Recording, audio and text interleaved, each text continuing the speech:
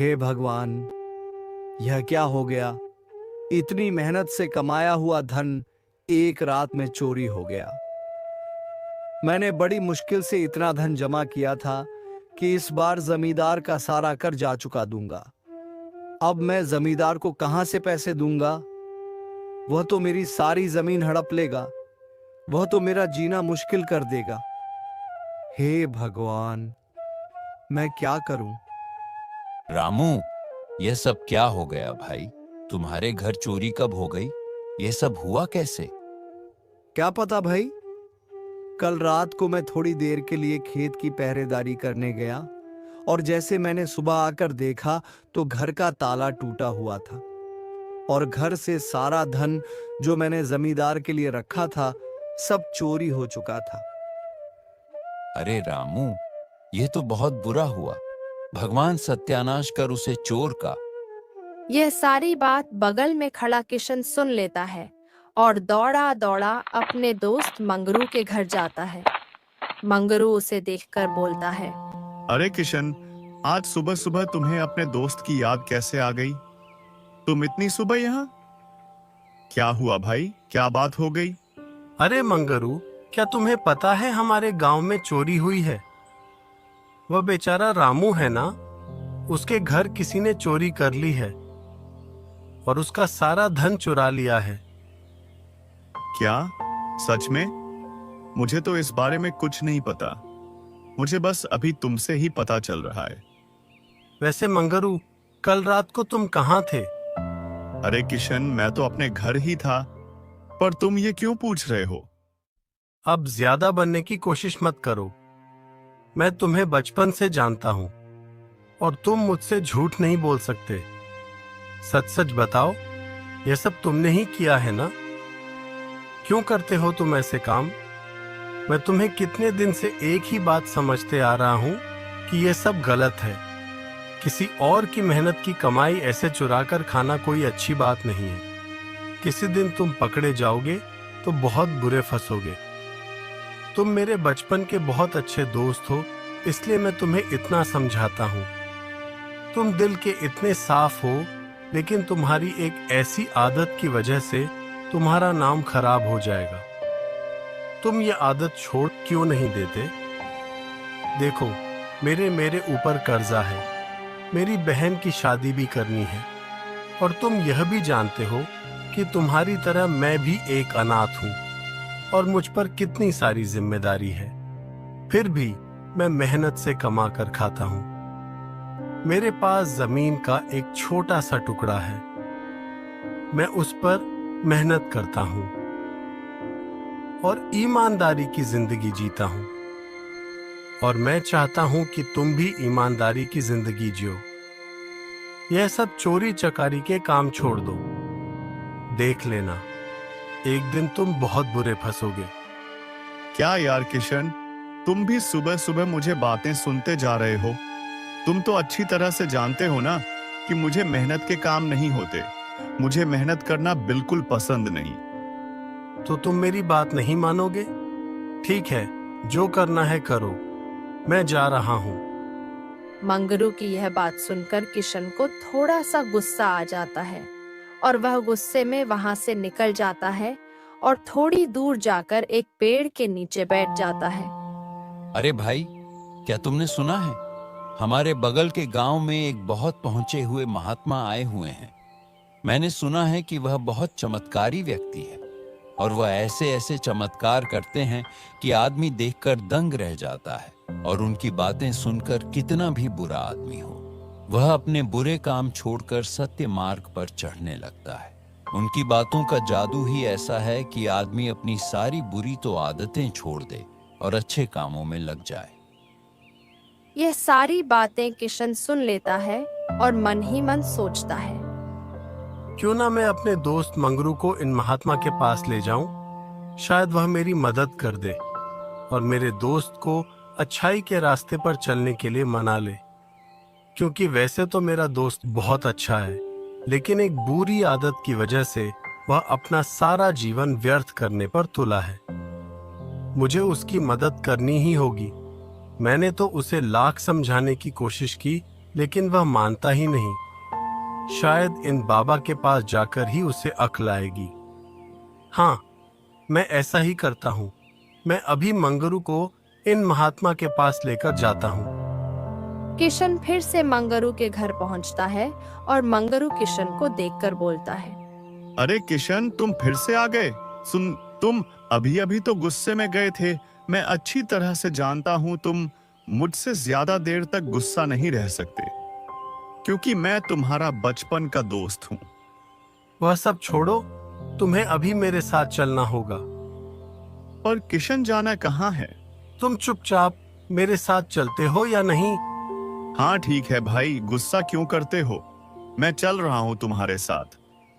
किशन मंगरू को अपने साथ उन महात्मा के पास ले जाता है और उनकी ज्ञान भरी बातें सुनते हैं। ऐसे ही कुछ दिनों तक चलता है। मंगरू रोज आकर साधु बाबा की ज्ञान भरी बातें, उनके प्रवचन सुनता है और साधु बाबा की बातों का मंगरू पर असर होने लगता है। और एक दिन मंगरू सोचता है, मुझे लगता है कि मेरा दोस्त सही कह रहा था। चोरी करना बहुत बुरी बात है। आज मैं समझ गया हूं कि ईमानदारी से कमाया हुआ धन ही सच्चा धन होता है और चुराया हुआ धन पाप कहलाता है। ऐसे ही कुछ दिन बीत जाते हैं। एक दिन मंगरू बाबा के पास जाकर बोलता है, बाबा, मैं बहुत दिनों से आपके यहाँ में आ रहा हूँ। आपकी अच्छी अच्छी बातें सुन रहा हूँ। मुझे आपकी कथाएं, प्रवचन बहुत पसंद है बाबा। असल में सच बताऊं तो मैं एक चोर हूँ और चोरी करना मेरा पेशा है। लोगों के घर में चोरी करके ही मैं अपना घर चलाता हूँ। लेकिन मैं आपकी बातों से बहुत प्रभावित हुआ हूँ। ठीक है बेटा, अगर तुम मेरी बातें मानते ही हो तो ये चोरी करना तुम छोड़ क्यों नहीं देते? मैं क्या करूं बाबा? मुझे दूसरा कोई काम नहीं आता और मैं चोरी अब से नहीं, बरसों से करता आ रहा हूं और मुझे उसकी आदत हो चुकी है। इसलिए मुझे कोई दूसरे काम नहीं। मुझसे ना खेती होती है, ना ही कोई मेहनत मजदूरी। मुझे तो बस चोरी की आदत सी हो गई है, तो मैं चोरी कैसे छोड़ दूं? बेटा, तुम मेरी एक बात मानो। कुछ दिनों तक मेरे आश्रम पर ही रुक जाओ और यही कुछ दिन रहो और आश्रम के काम में हाथ बटाओ और कुछ ही दिनों में तुम चोरी छोड़ दोगे। ऐसे ही कुछ दिन बीत जाते हैं।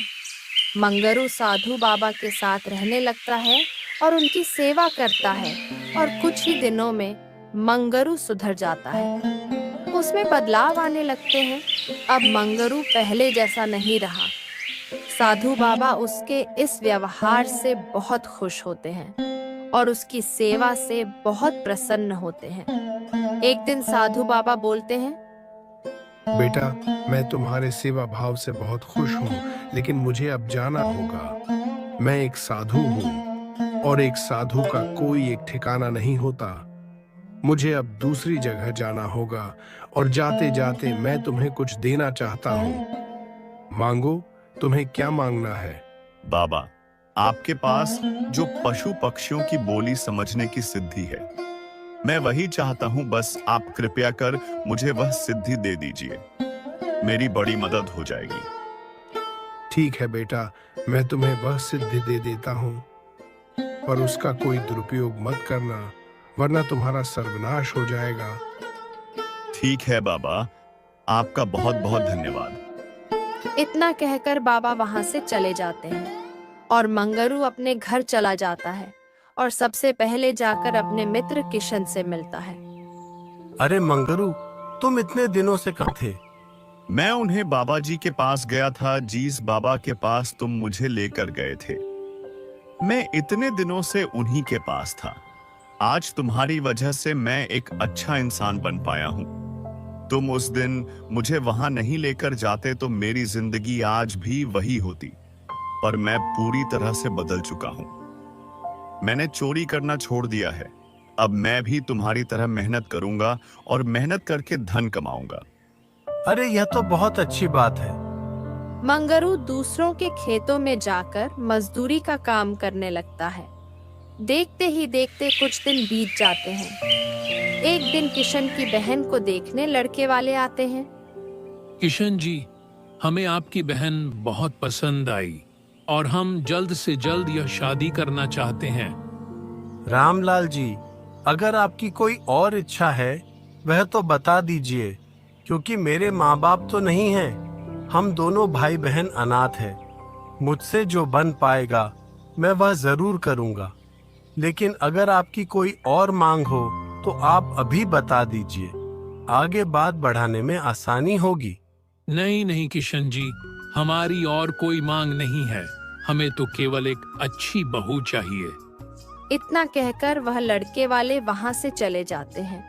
किशन बहुत खुश हो जाता है और सोचता है, बहुत अच्छे लोग मिले हैं।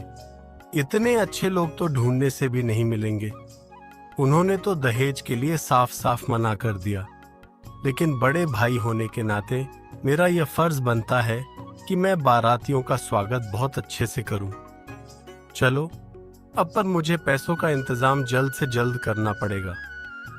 मैं एक काम करता हूं, मेरे चाचा जी इसी गांव में रहते हैं। मैं उनसे ही मदद मांग लेता हूं, वह मेरी मदद जरूर करेंगे।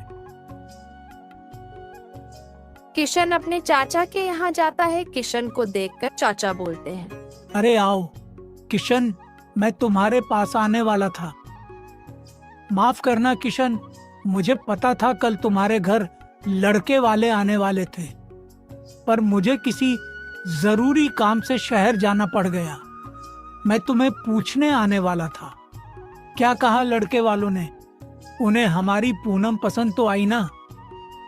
हाँ चाचा जी, उन्हें हमारी पूनम बहुत पसंद आई और बहुत अच्छे लोग हैं चाचा जी। दहेज के नाम पर उन्होंने मुझे कुछ नहीं मांगा। वह तो बस हमारी पूनम को अपने घर की बहू बनाना चाहते हैं, और मैं नहीं चाहता कि बारातियों की खातिरदारी में कोई कमी हो। इसीलिए मुझे थोड़े पैसे की जरूरत थी। चाचा जी, क्या आप मुझे 2000 रुपए उधार दे सकते हैं? मैं मेहनत करके आपके सारे पैसे चुका दूंगा। आप तो जानते हैं चाचा जी, आपके अलावा और कोई रिश्तेदार है ही नहीं। आप ही मेरे पिता की जगह हो। हाँ बेटा, क्यों नहीं, तुम चिंता मत करो, मैं तुम्हें पैसे दे दूंगा। वह क्या है ना, तुम्हारी चाची अभी घर पर नहीं है और तिजोरी की चाबी उसके पास है। वह जैसे ही घर पर आती है मैं तुम्हें घर पर आकर पैसे दे जाऊंगा। और तुम चिंता मत करो बेटा, हम पूनम की शादी बहुत धूमधाम से करेंगे। उसकी शादी में कोई कमी नहीं होने देंगे। आखिर पूनम मेरी भी बेटी है और मैं अपनी बेटी को ऐसे ही विदा नहीं करूंगा। ठीक है चाचा जी, अब मैं चलता हूँ। मैं आपका इंतजार करूंगा। किशन वहां से चला जाता है।